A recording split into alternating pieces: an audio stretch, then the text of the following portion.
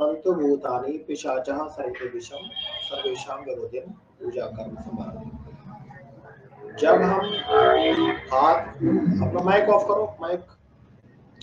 तो जब हम अपने हाथ में थोड़ा सा जल लेके या थोड़े से अक्षत लेकर के, अक्षत कहते हैं बिना टूटे हुए चावल, हाथ में थोड़ा सा जल लेके या थोड़े से अक्षत लेकर के, अक्षत कहते हैं बिना टूटे हुए चावल लेकर के इस मंत्र को पढ़ते हुए 10 दिशाओं में चावल छिड़कते हैं या जल छिड़कते हैं तो हमारा सुरक्षा घेरा बन जाता है और हम अपना पूजा पाठ जो है सही से कर पाते हैं। कोई दंडकारी शक्ति वहां अगर मौजूद रहेगी भी तो उस घेरे को पार नहीं कर पाएगी।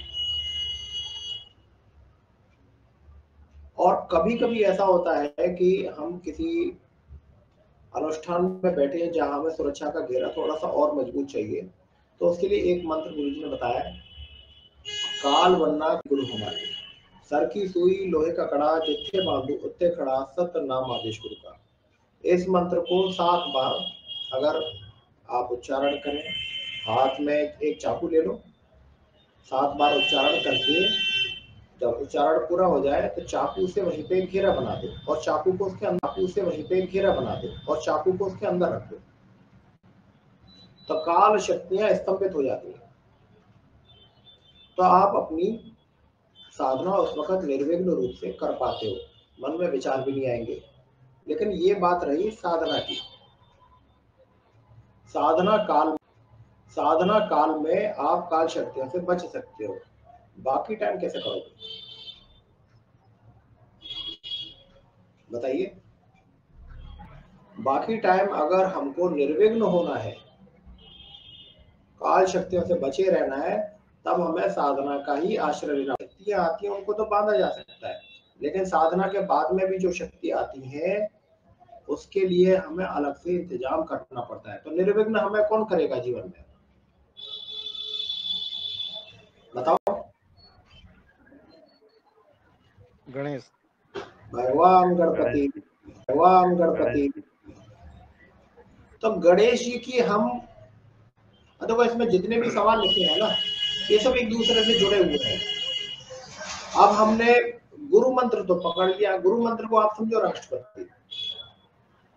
अब सारी चीजों के लिए आप गुरु जी के पास तो भाग करके जाओ, अब सारी चीजों के लिए आप गुरु जी के पास तो भाग करके जाओ, गुरु जी ने इतना ज्ञान दिया हुआ है तो किस लिए है, उसका इस्तेमाल भी करना आना चाहिए।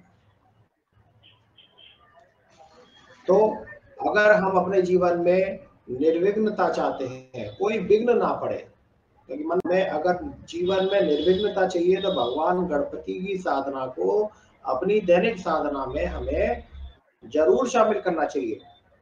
शुरुआत में कैसे करना चाहिए, शुरुआत में उनके किसी भी मंत्र को लेकर के आप कम से कम 40 दिन का या 50 दिन का या 2 महीने का अनुष्ठान। माने ये नहीं है कि संकल्प लेके और जो कलश स्थापन करके ये आप करोगे तभी जा करके अनुष्ठान होगा। अनुष्ठान मतलब हो गया, आपने प्रार्थना करी है भगवान गणपति मुझे आपकी कृपा प्राप्त हो, मुझे आपका आशीर्वाद प्राप्त हो, और उसके लिए मैं जो है आपकी साधना का, और उसके लिए मैं जो है आपकी साधना का अभ्यास करना चाहता हूं। तो मैं अपने गुरु से आज्ञा लेना चाहता हूं कि हे गुरुदेव महाराज, मैं आपके इस गणपति स्वरूप की, कि आप ही मेरे जीवन में गणपति बनकर के आए, मेरे जीवन में निर्विघ्नता प्रदान करें, जीवन सुचारू रूप से चल सके। तो उसी मंत्र का आप सुबह 5 माला करने लग जाओ। तो 5 माला करने में बहुत टाइम नहीं लगता। भगवान गणपति के इतने सारे मंत्र हैं। ओम गंग गणपते नमः, एक मंत्र गुरु जी ने दिया था जो मैंने वेबसाइट पर पोस्ट भी किया था, वक्रतुंडाय होम। और भी बड़े बड़े मंत्र हैं इनके, कुछ स्तोत्र भी हैं, जिनमें से एक है आपका मयूरेश मयूरेश, स्तोत्र। हाँ मयूरेश स्तोत्र, इसको गा करके आप उच्चारण कर सकते हैं। तो जब आप अपने जीवन में भरोगे तब तक जीवन में भैया विघ्न आते रहेंगे, कोई कुछ नहीं कर सकता, कुछ नहीं कर सकते। इतने सारे स्वरूप जो ईश्वर ने अपने विभाजित किए हैं, तो उसकी वजह ये है कि हमारे जीवन में सब तरह की चीजों की जरूरत होती है। हम लोग गृहस्थ है, पहली बात तो जान लो, हम सन्यासी नहीं है। तो एक ही मंत्र हमारे लिए काम नहीं करेगा। हमको अगर भोजन भी करना है तो उसमें हमें नमक भी चाहिए, मिर्च भी चाहिए, मसाला भी चाहिए, तेल भी चाहिए, जीरा भी चाहिए, उसमें धनिया भी चाहिए, आलू भी डालेंगे, गोभी भी डालेंगे, मिक्स वेज भी बनाएंगे तो दूसरी चीजें भी डालेंगे। हमको सब चीज चाहिए भैया, रोटी चीजें भी डालेंगे, हमको सब चीज चाहिए भैया, रोटी भी चाहिए, उसमें हमें घी भी लगाना है। कोई मेहमान आ जाए तो पराठे बनाने हैं, उसमें आलू के पराठे करने हैं। खाने को तो आप एक रोटी और दाल भी खा सकते हो तो भी उससे जीवन चल जाएगा। लेकिन गृहस्थी में आनंद तभी आता है जब आपके पास आपका बहुत सारी साधनाएं करनी पड़ती हैं ताकि हम अपने जीवन में उन तत्वों की पूर्ति कर सकें। तत्व की बात कर रहा हूं, जिन तत्वों को आधार बना करके गृहस्थी चलाई जाती है। और जब उनसे मन भर जाता है, जब वो तत्व पूरे हो जाते हैं, ऐसा नहीं है कि इसमें बहुत सारा टाइम लगता है, 2 साल 4 साल 6 साल में ये सब हो जाता है। उसके बाद गुरु मंत्र, ऐसा नहीं कि शुरू में गुरु मंत्र नहीं करोगे, करते रहोगे, लेकिन इतनी सारी साधनाएं घटते घटते घटते 2 या 4 साधनाएं आप चलाते रहोगे और आपका जीवन चलता रहेगा। तो सुरक्षा मंत्र और गुरु मंत्र काम नहीं क्यों? तो सुरक्षा मंत्र और गुरु मंत्र काम नहीं क्यों नहीं करते? काम इसलिए नहीं करते क्योंकि हम समझते हैं कि ये काम नहीं करते हैं। अगर हम ये विश्वास रख के चलेंगे काम करते हैं तो बिल्कुल काम करेंगे। आध्यात्मिक जगत में विश्वास ही सब कुछ है। लेकिन विश्वास कब आखिर होता है? प्यार की बात नहीं कर रहा, लड़के लड़की वाले प्यार की बात नहीं हो रही, प्रेम की बात हो रही है। जिससे प्रेम होता है उसकी हर चीज हम माफ कर देते हैं और वो भी हमारी हर चीज माफ कर देते हैं। तो प्रेम नहीं है जीवन में तो है क्या है? कचरा है। कौन सा कचरा है? हम भी जानते हैं, पर्दे में पड़ी रहे तो ही ठीक है, नहीं है कचरा तो बता दो।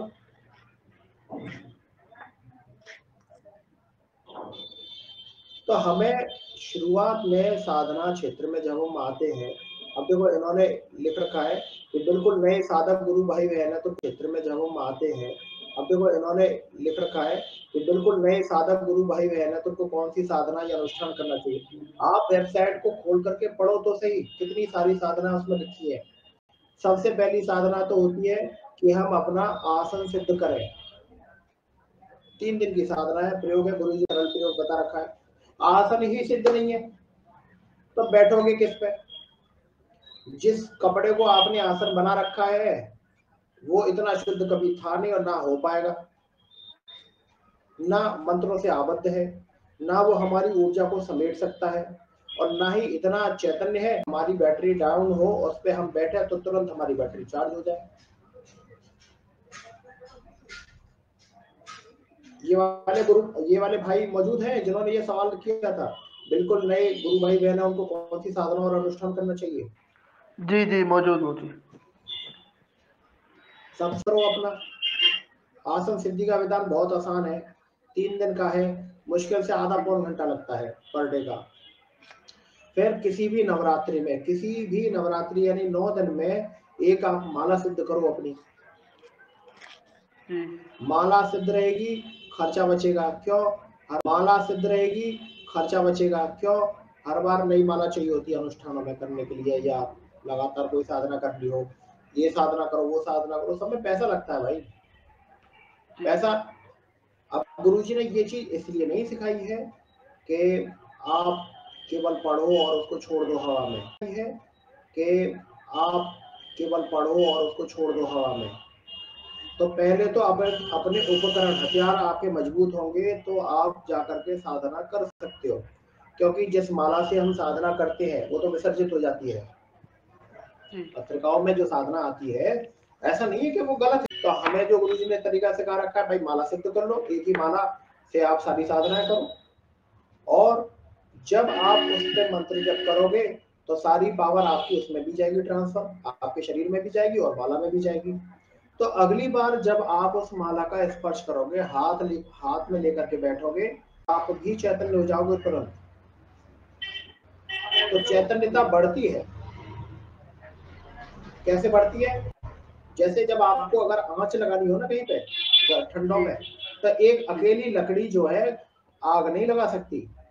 कम से कम 2 लकड़ियां रखी जाती हैं या 4 लकड़ियां रखी जाती हैं, जो है आग नहीं लगा सकती। कम से कम 2 लकड़ियां रखी जाती हैं या 4 लकड़ियां रखी जाती हैं, तो आपस में वो जलती हैं, तब जाके अग्नि प्रज्वलित होती है। इसी तरह से हमें भी शुरू में सहारे की जरूरत पड़ती है। काय की सहारे की? हमें अपना आसन भी चाहिए होता है, हमें अपनी माला भी चाहिए होती है। तो जैसे हम वहां गए, तुरंत चैतन्यता की वजह से जो है हमारा मन स्थिर हो जाता है, विचार स्थिर हो जाते हैं, काल शक्तियों का हम पे प्रभाव बहुत कम हो जाता है। मान लो पड़ा 2 घंटे तो बैठे, 2 घंटे तो ऐसे लगे जैसे 2 मिनट में निकल गए। तो पहली साधना और पहले अनुष्ठान है हमारे माला, हमारे आसन। फिर अगला बैठता है भगवान गणपति का अनुष्ठान करो। कैसे? हे गुरुदेव महाराज, मैं आपके गणपति स्वरूप की साधना करने की आज्ञा चाहता हूँ। हर चीज में आज्ञा लो। कुछ भी खाना खाने भी जा रहे हो तो गुरु जी से आज्ञा लो। गुरु जी को भोग निकाल करके रखिए आप, एक टुकड़ा सारी चीजों में से निकाल के गुरु जी को भोग निकाल करके रखिए आप, एक टुकड़ा सारी चीजों में से निकाल के गुरुदेव महाराज आपका भोग। हम कोई संकल्प लेते हैं काम करने का जीवन में, गुरु जी से आज्ञा लेना सीखो। यही साधना है। हम गुरु से प्रेम करना सीखे। प्रेम कहां से करेंगे? 6 शिविर में जाते हैं तो कहां से प्रेम आएगा? जिससे 6 महीने में एक बार मिल रहे हो, और उसमें भी 2-2.5 हजार जो है अपने गुरु भाई बहन होते हैं। कभी कभी बड़ा शिविर होता है तो 10 हजार लोग होते हैं, तो केवल झलक देखने को मिल पाती है जब आसन पे बैठ विराजमान होकर के गुरु जी कुछ बात देते हैं, या जिस वक्त दीक्षा दे रहे होते हैं तब उनकी झलक मिल पाती है। कहां से प्रेम करोगे? और बिना गुरु से प्रेम हुए आपका गुरु मंत्र भी काम नहीं करेगा। पहले तो मुझे ये बता दो कि मंत्र आपके लिए काम करें तो क्यों करें? भाई आपने कौन सा उनको अपने प्राणों से घिसा है? गुरु से आपको प्रेम है नहीं, और मंत्रों का इतना अभ्यास किया नहीं है, प्रक्रिया भी हम जानते नहीं है, तो काम करेंगे कैसे?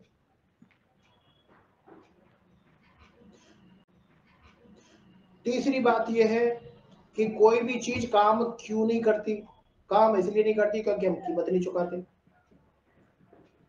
आप ये देखो, हमने लगभग 1.5 साल या 2 साल हो गए, अब तो मुझे ध्यान नहीं है, हम लोग सेशन करते आए हैं। तो मैं तो किसी से पैसे नहीं है, हम लोग सेशन करते आए हैं, तो मैं तो किसी से पैसे लेता नहीं सेशन करने के। ये वाले आध्यात्मिक सेशन, ज्योतिष वाले सेशन के लिए अब मैंने शुल्क लगा दिया है। आध्यात्मिक सेशन के लिए मैंने पैसे नहीं लिए, लेकिन मैंने सबसे ये आग्रह किया था कि जिस दिन आपके सवाल का जवाब मिले आप एक गुल्लक बना। आप जो है, आवाज कटी तो नहीं है? नहीं नहीं, सही है जी। तो जिस दिन, ठीक है, तो जिस दिन आपके सवाल का जवाब मिले तो आपको गुरु जी के लिए दक्षिणा उसमें डालनी चाहिए कि नहीं? जी। लेकिन कितने लोगों ने ऐसा करना शुरू किया? नहीं किया। तो जब आप कीमत नहीं चुकाओगे तो आपको मिलेगा कैसे? उधार पे भी दुकानदार आपको कितने दिन ले लेगा? मैंने ये नहीं कहा था कि आपको 100 रुपए डालने हैं गुल्लक में, या 50 रुपए डालने हैं, 1000 रुपए डालने हैं। मैंने ये भी कहा था कि जब आपके पास कुछ ना हो डालने हैं। मैंने ये भी कहा था कि जब आपके पास कुछ ना हो तो उसी दिन जाकर के घर में जो भी भोजन बने उसी दिन आप गुरु जी को भोग लगाइए। उसी भोजन से पहले आप एक थाली में गुरु जी के लिए 4 रोटी, सब्जी, दाल, जो चावल जो भी बना है भोग लगा लीजिए। गुरु जी आज मुझे आपने ये सवाल का जवाब दिया है। क्योंकि अगर आप ये सोचते हो कि राजीव शर्मा आपके सवाल के जवाब दे रहा है, तो सबसे बड़ी गलतफहमी तो यही है। राजीव शर्मा की कोई औकात नहीं है कि किसी के सवाल का कोई जवाब दे। ये गुरु सत्ता का काम है, गुरु चेतना का काम है। सवाल आपके हैं, जवाब दे रहे हैं वो, और बीच में हमें एक सौभाग्य मिल जाए, गुरु की सेवा का एक माध्यम बन गए। तो जवाब तो वो दे रहे हैं, तो आपका गुरु से प्रेम बनेगा तो बनेगा कैसे? आप जोड़ ही नहीं पाते हो अपने आप को। आपको लग रहा है राजीव शर्मा से सवाल पूछ रहे हैं, वही जवाब दे रहे हैं। अब हमने पूछा, उन्होंने जवाब दे दिया, बात खत्म। बात यहाँ से रहे, अब हमने पूछा, उन्होंने जवाब दे दिया, बात खत्म। बात यहाँ से शुरू होनी चाहिए कि अगर उनने कुछ कहा है तो उसको मानूं मैं। अभी पिछली वाली पोस्ट वेबसाइट पे जो प्रकाशित हुई थी, तो गुरु प्रेरणा से उसमें मैंने एक चीज लिखी थी, अपने जीवन में जब तक किसी को अपना स्वामी नहीं मानेंगे तब तक जीवन में प्रगति नहीं मिलने वाली। और स्वामी का मतलब मालिक नहीं हो जाता, और स्वामी का मतलब ये नहीं कि तुम्हारे आसपास कोई बैठा रहेगा। स्वामी का मतलब हो गया कि अपने को कह रहा करते जाओ, ऑटोमेटिक आपके काम होते जाएंगे।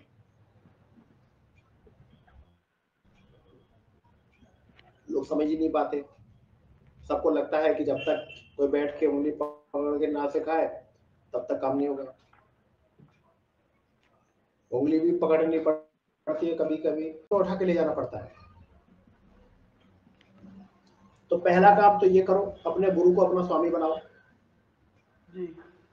काम स्वामी की आज्ञा से करो। दुकान खोलने जा रहे हो तो पहले अपने स्वामी से आज्ञा लो, गुरुजी मैं जा रहा हूँ दुकान खोलने के लिए। तो अंदर बैठे जो गुरुजी हैं, जो हमारे अपने अंदर बैठे हमारे हृदय में, वो तुरंत आपको जवाब देंगे, ठीक है भाई जा। हम पूछने ही नहीं जानते, ना हमें आज्ञा लेनी आती, ना हमें उनसे प्रेम करना आता, ना उनके पास बैठना आता। आप ये सोच रहे हो कि वहां त्रिमूर्ति गुरुदेव जो है वो आकर के घर घर जा, आप ये सोच रहे हो कि वहां त्रिमूर्ति गुरुदेव जो है वो आकर के घर घर जा करके ये सब सिखाएंगे। त्रिमूर्ति गुरुदेव तो हमारे अपने अंदर बैठे हुए हैं। और कैसे बैठे हुए हैं, कैसे दिखेंगे? हमारी माता है, हमारे पिता है, हमारे भाई हैं, हमारे बहन है। हम अगर घर में सबसे बड़े हैं और हम एक बार को ये नहीं सोचते कि ये भी तो हमारे गुरु के ही स्वरूप है। शास्त्रों में ये चीज लिखी है कि ये समाज भी ईश्वर का ही प्रतिबिंब है। तो हमारे माता पिता भी तो गुरु का ही स्वरूप हुए, हम उनकी सेवा क्यों नहीं करते? हमारे मित्र भी तो हमारे गुरु का अहंकार है, हम फलाने हैं, हम ढिमका हैं, हम पैसे वाले हैं, या ये भी हो सकता है हम बहुत गरीब हैं। गरीबी का अहंकार भी बड़ा खतरनाक है। क्यों? वो दुख लेकर के आता है। तो ये जो कचरा है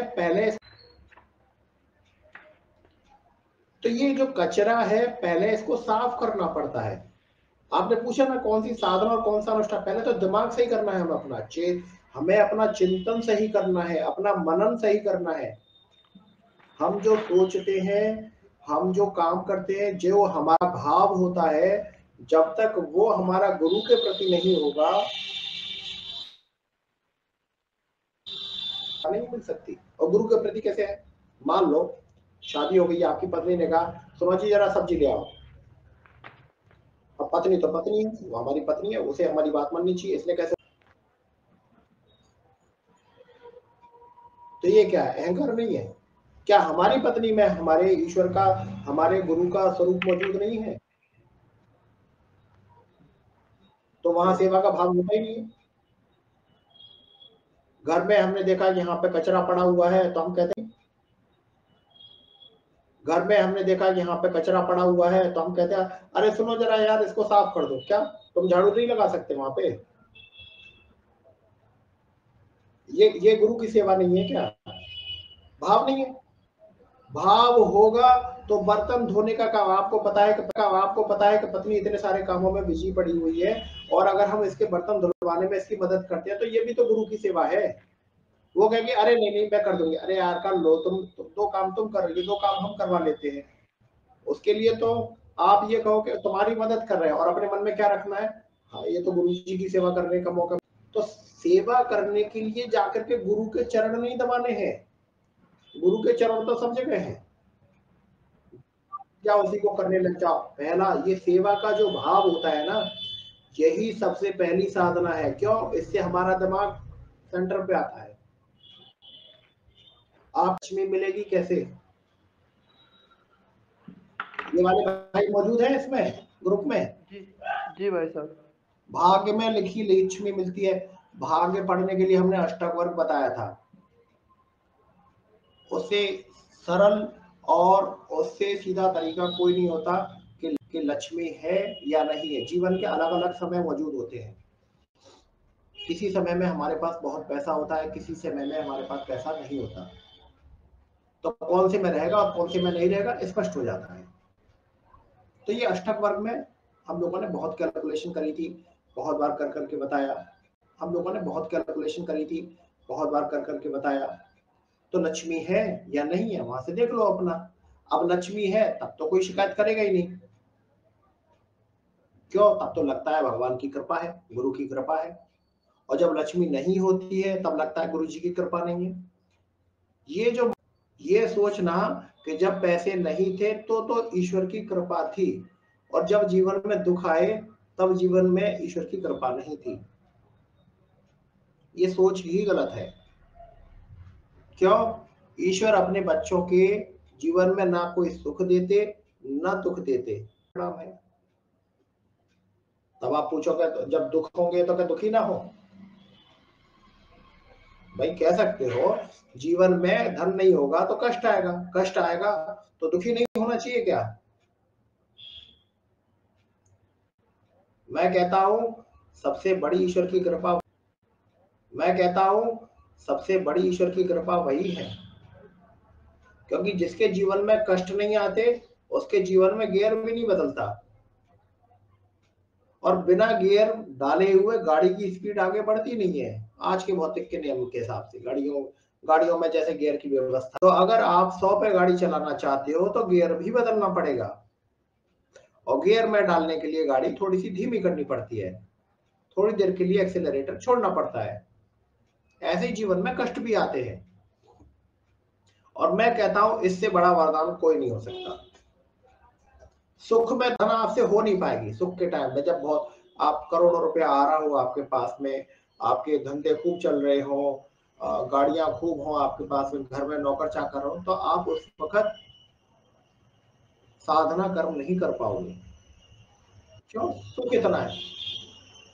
साधना कर्म तब खूब हो आपके पास में, घर में नौकर चाकर हो, तो आप उस वक्त साधना कर्म नहीं कर पाओगे। क्यों? सुख इतना है।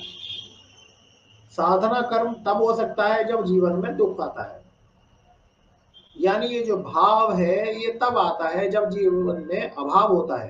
यानी ये जो भाव है ये तब आता है जब जीवन में अभाव होता है, नहीं तो आएगा ही नहीं।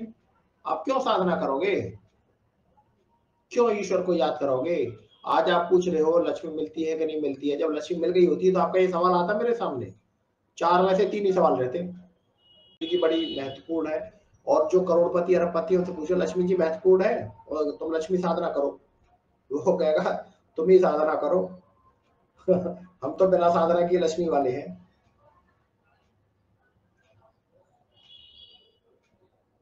हम किसी भी साधना का नहीं जानते कि ये काम करेगा कैसे।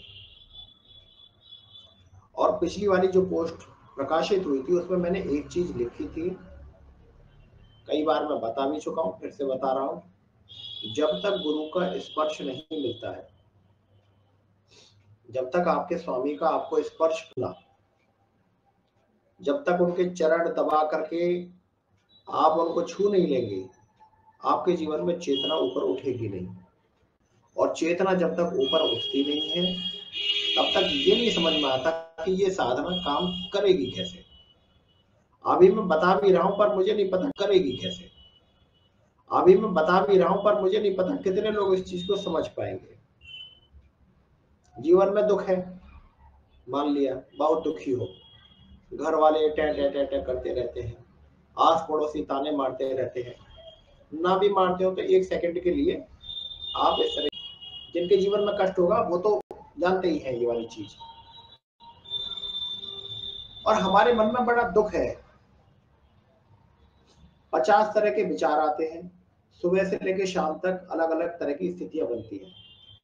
मन में गुस्सा भी आता है, फ्रस्ट्रेशन भी आता है, तोड़ करके फेंक दूं, गुरु जी की तस्वीरें भी उठा करके फेंक दूं, सुनते तो हो नहीं, गुरु जी बन करके बैठ गए हो मेरे। और तमाम चीजें हो सकती हैं, आप भी जानते हो, हम भी जानते हैं, तो ज्यादा कुछ कहने से फायदा नहीं। लेकिन जब जीवन में दुख आता है तो हम उसका फायदा नहीं उठा पाते। जीवन में दुख आता है तो हम उसका फायदा नहीं उठा पाते। क्यों? हम सोचते हैं मन में जो हमारे दुख है वो हमारा दुख है। अब आप कहोगे हमारा नहीं है तो किसका है? दुख है आपके शरीर का, शरीर से जुड़ी हुई सारी चीजें होती हैं। आपका पहले तो ये जान लो, आप इस शरीर में मौजूद हो, तो इस शरीर में जो मन जुड़ा हुआ है वो आपका नहीं है, और आप खुद में क्या हो आपको पता ही नहीं है।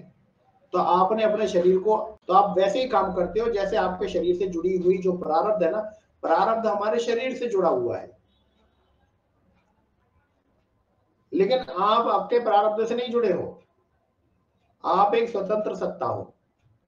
पहले तो ये जान लो, स्वतंत्र सत्ता किसी की मोहताज नहीं, स्वतंत्र सत्ता किसी की मोहताज नहीं होती। लेकिन वो करे क्या, उसको लग रहा है मेरे जीवन में दुख है, दुख तुम्हारे नहीं, तुम्हारे शरीर के जीवन में है। तो बोले अब करें क्या इसका, चलो मान भी लिया ये हमारा शरीर के साथ में जुड़ा हुआ दुख है, शरीर के साथ में जुड़ा हुआ दुख है। तो ये दुख वाली जो ऊर्जा है, गुस्से वाली ऊर्जा है, इसका फायदा उठाना सीखो। आप लोग क्या करते हो, प्रतिक्रिया देते हो। आपका एक क्षण के लिए विवेक जागृत होता है कि मुझे ये वाला काम नहीं करना गुस्से में, दुख, कि मुझे ये वाला काम नहीं करना गुस्से में, दुख में, या नफरत में, या कोई भी XYZ स्थिति हो सकती है।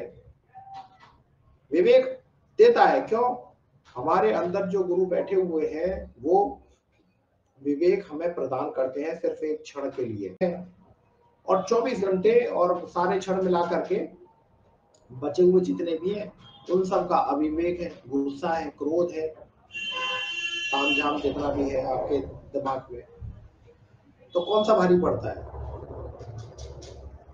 तो विवेक कमजोर पड़ जाता है, और हम उस क्षण में प्रारब्ध में लिखा होता है।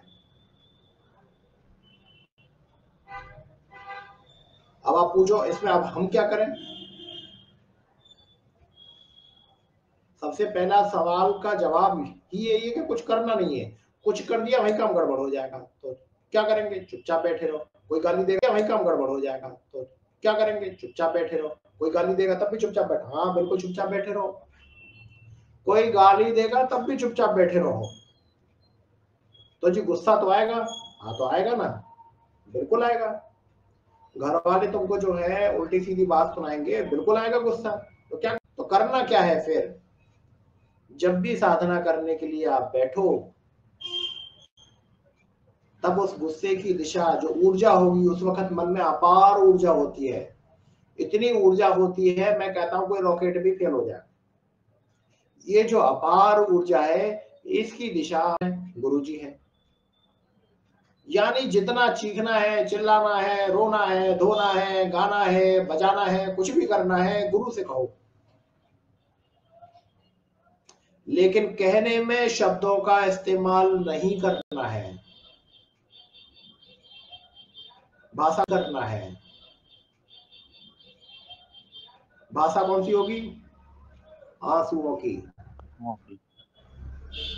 केवल मात्र आंसुओं की भाषा होगी। शब्द नहीं निकल जाए मुंह से तुम्हारे गुरुजी से कि गुरुजी ये वाली चीज हो रही है,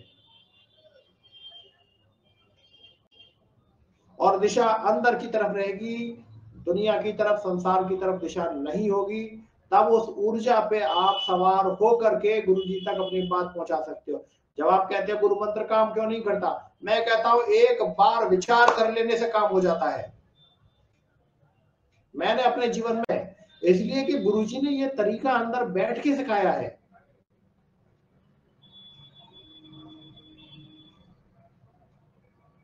देखो त्रिमूर्ति गुरुदेव महाराज हमारे आसन पे जब विराजमान होते हैं, व्यासपीठ में विराजमान होते हैं, उनकी एक मर्यादा है, वो आपको एक एक घंटा, मर्यादा है, वो आपको एक एक घंटा बैठ करके भाषण नहीं दे सकते।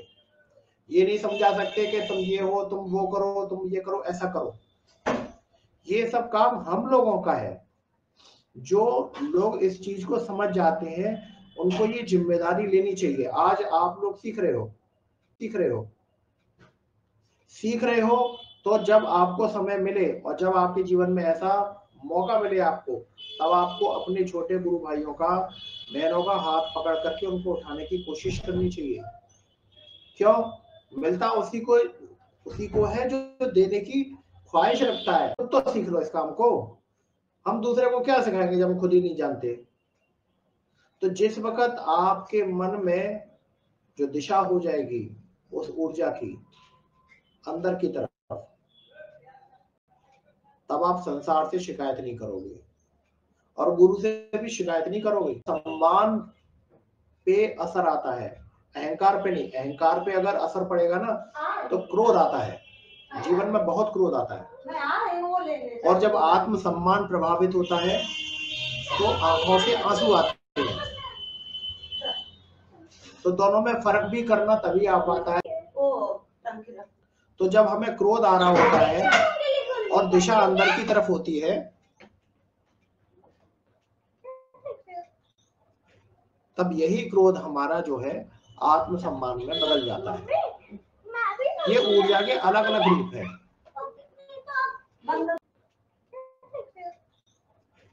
तब यही क्रोध हमारा जो है आत्मसम्मान में बदल जाता है। ये ऊर्जा के अलग अलग रूप है।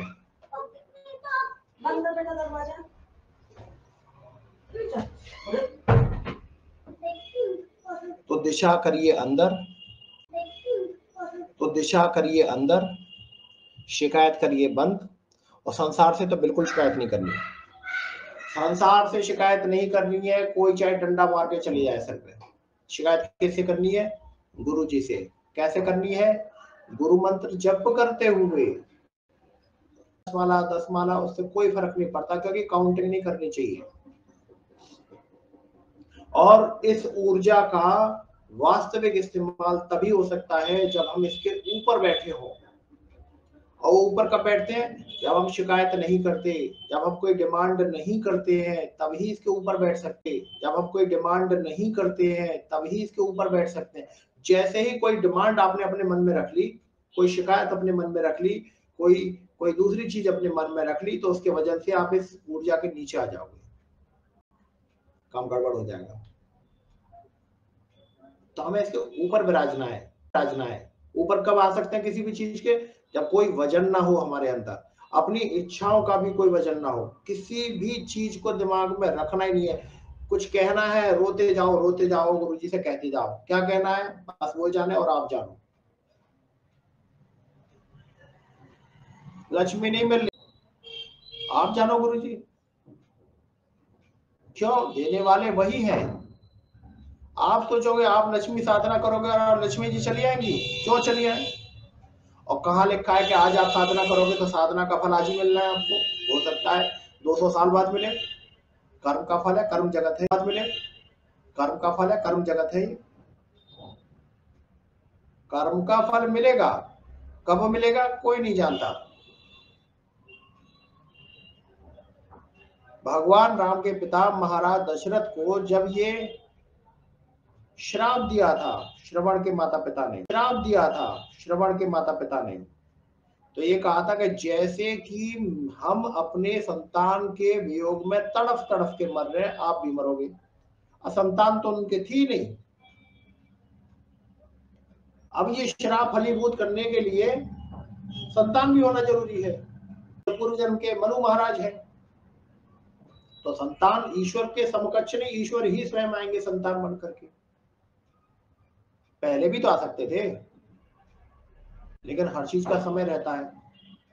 और आप स्वयं भगवान होकर के जंगल जंगल भटक रहे हो, लेकिन लक्ष्मी की कमी वहां भी नहीं थी। जब तुष्टि का भाव ला सके, लक्ष्मी की कृपा हमें प्राप्त हो सके, उससे भी बढ़ के गुरु की कृपा प्राप्त हो सके, तो ये भाव निकल जाता है। जो ये वाला लिखी है ना कि खाना तो भिखारी भी कर लेते हैं, साधु संत क्या खाना नहीं खाते? कौन सा उनके पास में जो है डबल बेड और एसी और गीजर और फ्रिज और कूलर लगे हुए, चला जाकर के सिर झुकाता है। तो हमारे भाव नहीं है वैसे।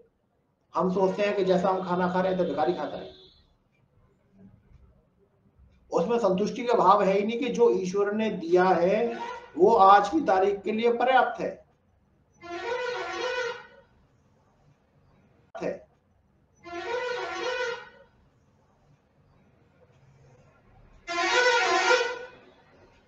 मेरी बात समझ पा रहे हैं आप लोग?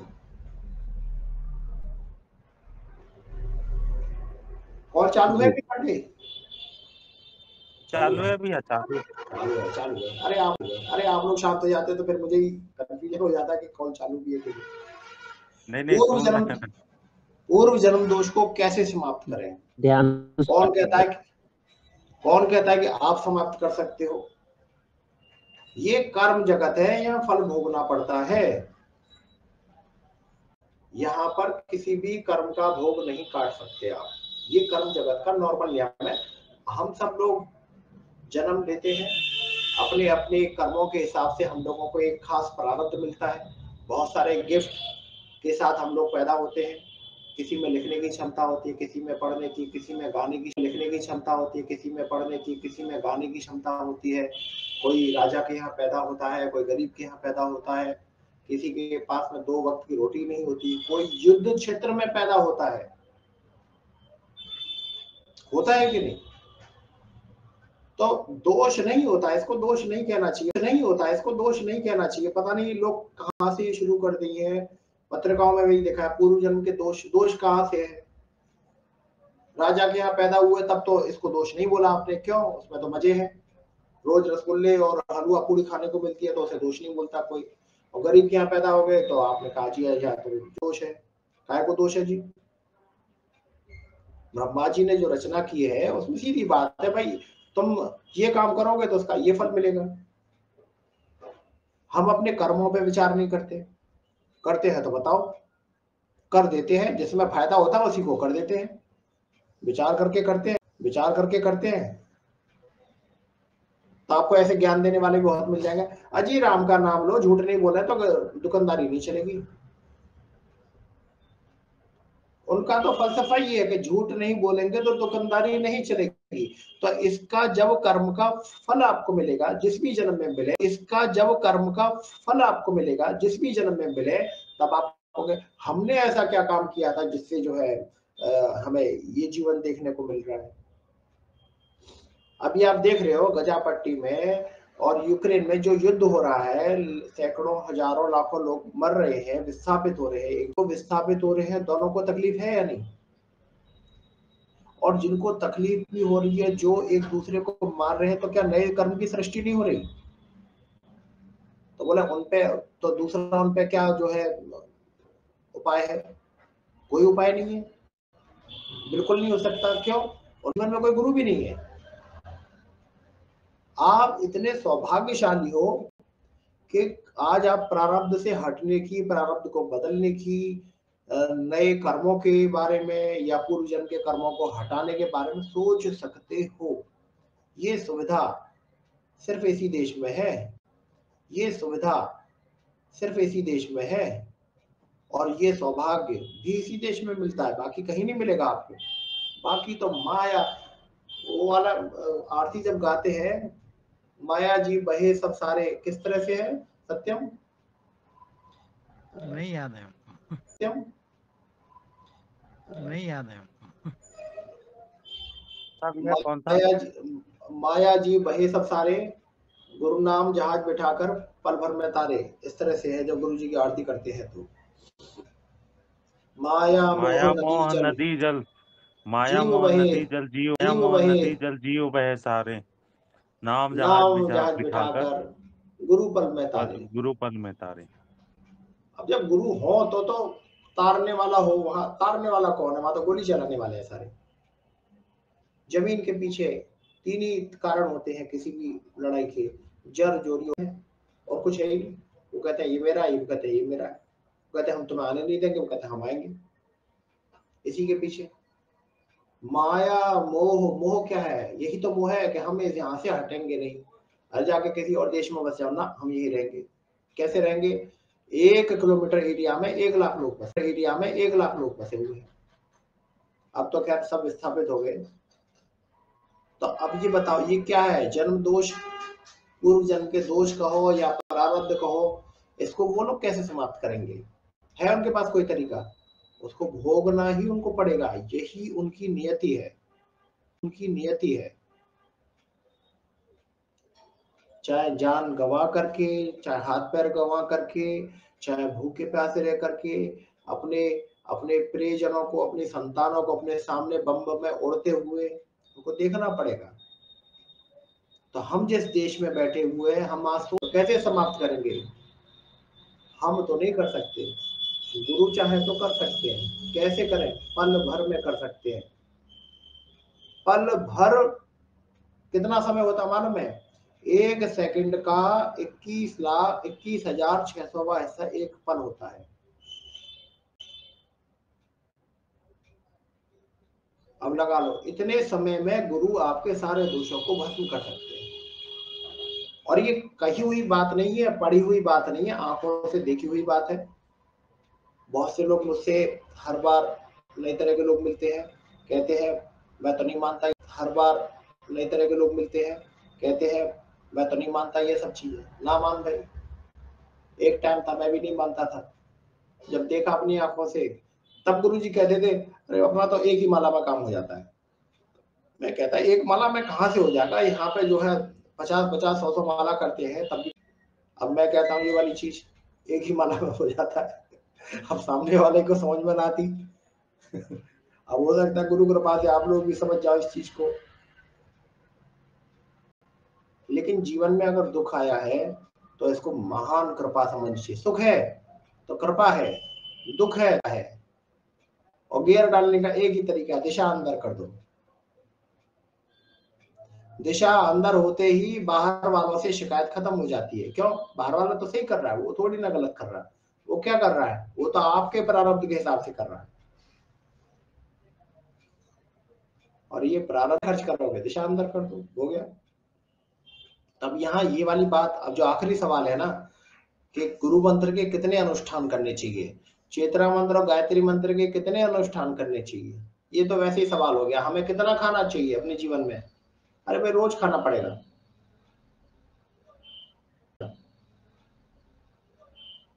अब तुमको एक काम करते हैं, 6 महीने का खाना जो है 1 हफ्ते में खा लेते हैं, तो क्या इससे काम हो जाएगा हमारा?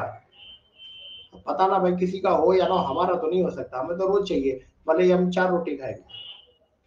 इसी तरह से ये नहीं सोचना चाहिए कि कितनी गिनती करें, ये गिनती का मामला नहीं है, तो प्रेम का गिनती करें, ये गिनती का मामला नहीं है, तो प्रेम का मामला है। दिल का सौदा है ये, दिल देके दिल मिलता है। तो दिल के सौदे के लिए अपना तन मन और धन सब गुरु के चरणों में अर्पित कर देते हैं। तो ये नहीं कि जाकर के वहां पर लेकर के गुरु जी के पास में जाकर डाला। गुरु हमारे जीवन में है, तो हमारे माता पिता की सेवा के लिए भी हम धन खर्च करें तो वो भी जो धन वाली सेवा है उसी से हो जाएगी। हमारा भाई हो सकता है, हमारी बहन हो सकती है, समय समय पे अगर मान लीजिए उनको जीवन में कोई आवश्यकता पड़ती है तो उनकी आवश्यकता पूर्ति के लिए उनको उपहार दे सके, तो भी धन की सेवा यहीं से हो जाती है। राह चलते आपने देखा कोई व्यक्ति ठंड से ठिठुर रहा है, बहुत ज्यादा पैसे नहीं है, तो चल भाई ये काम करें, हल्का फुल्का कंबल सा लेकर के जाके उसको उड़ाया है। ठीक है, सबकी सेवा नहीं कर सकते, किसी एक की तो कराए। ठीक है, सबकी सेवा नहीं कर सकते, किसी एक की तो कराए। तन से कैसे कर सकते हो? कि घर में ही, आस पड़ोस में भी हो सकता है, मित्रों के साथ भी हो सकता है। जो काम कर रहे हो ये सोच रहा ही नहीं है कि मैं फलाना आदमी इसकी मदद कर रहा हूँ, मदद नहीं कर रहा, मैं तो मेरे गुरु की सेवा कर रहा हूँ। क्यों? इसमें भी तो मेरे गुरु जी बैठे हुए हैं। मैं तो मेरे गुरु की सेवा कर रहा हूँ। क्यों? इसमें भी तो मेरे गुरु जी बैठे हुए हैं। तो तन की सेवा ऐसे होती है। घर में पत्नी कहती है तो बर्तन धो दो चुपचाप, और नहीं भी कहती है तो भी उसका हाथ बटाओ। अब कहोगे यार ऐसा तो काम का प्रेशर बहुत बढ़ेगा, तो बिना प्रेशर लिए नई चीज कहां से आएगी? ऐसा तो काम का प्रेशर बहुत बढ़ेगा, तो बिना प्रेशर लिए नई चीज कहां से आएगी? बिना प्रेशर लिए, बिना अतिरिक्त काम की आप क्या कमाओगे? बाकी तो वो मिल रहा है जो प्रारब्ध में लिखा है। उतनी नौकरी कर रहे हो, उतना ही काम कर रहे हो, उतना ही सो रहे हो, उतना ही जग रहे हो जितना प्रारब्ध हो, उतना ही काम कर रहे हो, उतना ही सो रहे हो, उतना ही जग रहे हो जितना प्रारब्ध में लिखा था। नया तो कुछ किया ही नहीं। और नए के लिए जहां आपके अंदर से ये आए अरे यार ये तो मेरे बेइज्जती हो जाएगी इस काम को करने से, तब तो जरूर करो उस काम को। जिस काम को करने से ये लगे हमसे, तब तो उसको अपने मन से कहना तेरी बेइज्जती है ना, तब तो मैं जरूर करूंगा इस काम को, जाके करके आओ। और किसके लिए कर रहे हो? अपने गुरु के लिए कर रहे हो। यहीं से गुरु से प्रेम की शुरुआत होती है, यहीं से साधनाओं में मत जीवन में लक्ष्मी भी आती है। अब तुम कहोगे मैंने 10 दिन जो है बर्तन धोए थे भैया, लेकिन लक्ष्मी जी नहीं आई।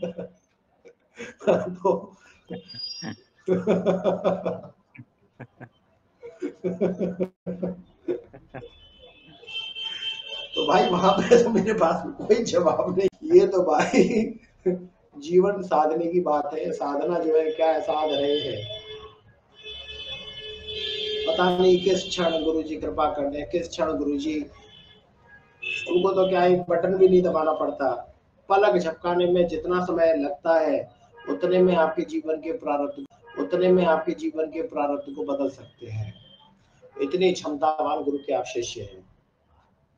तो जितने क्षमतावान गुरु हैं उतना ही प्रेम भी उनसे करना सीखो। प्रेम ही कुंजी है, प्रेम ही चाबी है। बाकी मंत्र जब से जो होता है सो होता है, लेकिन वैसे नहीं होता जैसे आप सोचते हो। तो मेरे ख्याल से मैंने अपनी बात स्पष्ट रूप से रखी है। किसी के मन में अगर कोई सवाल रह गया हो तो आप पूछ सकते हैं। एक ही सिद्ध करो तो वो कौन सी माला रहेगा? अरे कोई सी ले लो, रुद्राक्ष की हो सकती है, स्फटिक माला हो सकती है, मूंगे की हो सकती है, या फिर कमलगट्टी की माला भी हो सकती है। कोई एक माला बना लो अपनी जो मजबूत सी रहे, जिसमें धागा मजबूत पड़ा हुआ हो, जो कम से कम 15-20 साल चल जाए, 20 साल चल जाए। इतना मजबूत धागा रखो उसमें, हल्का ही रखो, ऐसा नहीं कि बहुत सारे धागे लगा दिए उसमें। तो और टूट भी जाए तो कोई बात नहीं, फिर से दूध करके इसी उससे जो माला बनाते हैं ना, ज्यादातर लोग जो सुनार होते हैं ना, ये जानते हैं कि माला कौन बना रहा है शहर में, होते हैं ना, ये जानते हैं कि माला कौन बना रहा है शहर में, क्योंकि उनके पास बनने आती रहती है। उनसे कहो कि बहुत मजबूत वाला धागा आप लगाओ, पतला लेकिन मजबूत रहे, और दो मनकों के बीच में एक गांठ भी आप डलवा लो, तो इससे क्या रहता है कि माला घिसती नहीं है, डिस्टेंस रहती है, अंतर रहता है। तो बना लेना माला कोई सी भी। और बताइए।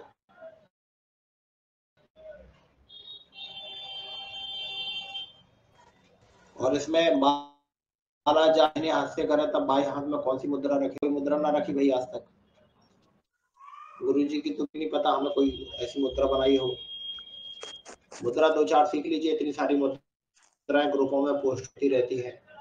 कोई सी भी एक या दो मुद्राएं आप सीख लीजिए। प्रणाम की मुद्रा हो, कोई मुद्रा नहीं आती तो अपने हाथ तो जोड़ ही सकते हो उसमें 10, कोई मुद्रा नहीं आती तो अपने हाथ तो जोड़ ही सकते हो, उसमें 10 इंद्रियां जो है, समर्पण का भाव होता है, ये प्रतीक होते हैं। तो प्रतीक क्या है? हम 10 इंद्रियां जो है उनके साथ में आपके सामने समर्पण करते हैं गुरुदेव महाराज।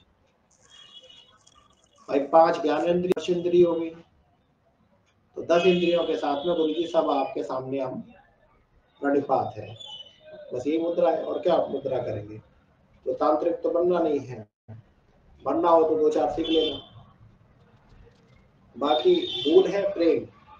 हमारे हृदय प्रेम भाव के साथ में जब हम कोई भी साधना करते हैं, तो भले ही हम योग्य ना हो तब भी गुरुजी हमें वो चीज प्रदान कर देते हैं।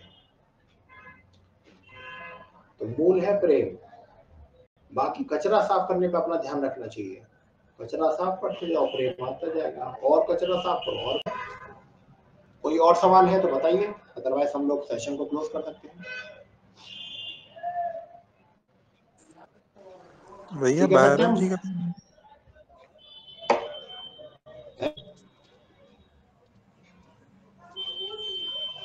फिर से पूछो, मैं समझ नहीं पाया। फिर से पूछो, मैं समझ नहीं पाया। भैया भैरव जी का कोई मंत्र है जो जप सके? अरे गुरुजी ने इतने मंत्र बताए हुए हैं, कोई सी भी एक भैरव साधना पकड़ लीजिए। इस बार भी शायद आई है भैरव मंत्र, या शायद पिछले वाले पत्रिका में थी। इस बार भी शायद आई है भैरव मंत्र, या शायद पिछले वाले पत्रिका में थी। तुमको याद है सत्यम विकेश? ओम भ्रम ओम भैरवाय भ्रम नमः। भैरवाय नमः। हाँ? ओम भ्रम भैरवाय नमः। नहीं उसमें वो थोड़े उग्र, और वो गुरु थोड़ा जी से उग्र कहो, हो गुरु जाते जी। हैं इसलिए थोड़ा। बटुक भैरव का सबसे अच्छा रहेगा। बटुक भैरव का कर दीजिए।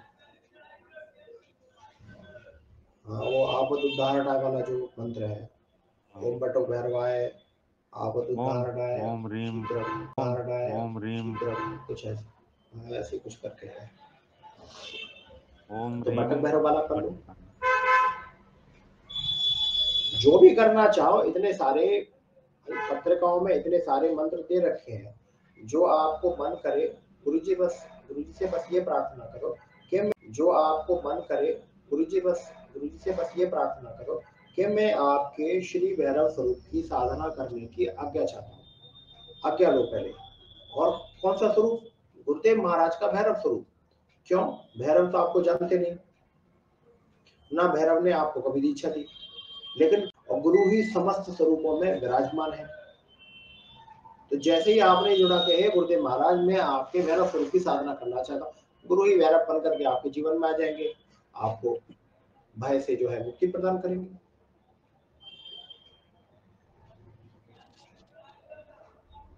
ठीक है जी भाई। और किसी का कोई सवाल?